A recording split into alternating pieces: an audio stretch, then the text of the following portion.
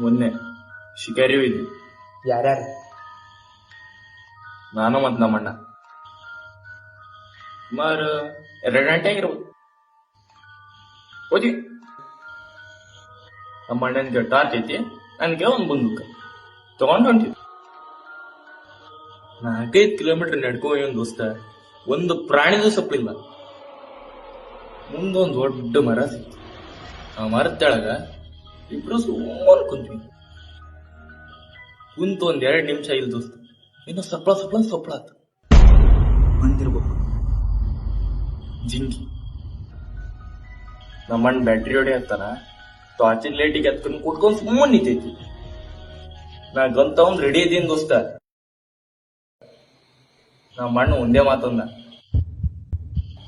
ಹೊಡಿ. ನಾ ಬಾಳ ವಿಚಾರ ಮಾಡಿನ ದೋಸ್ತ. ಕ್ರಿಕೆಟ್ ಮ್ಯಾಗ ಕೈ ಇಟ್ಟ ಹೊತ್ತೆ ಬಿಟ್ಟೆ. ಕಲಾಸ್ ಬುಲೆಟ್ ತಂದಿಲ್ಲ, ಕಾಲಿ ಬಂದು ಕಟ್ಕೊಂಡ್ ಬಂದ್ಬಿಟ್ಟೆ.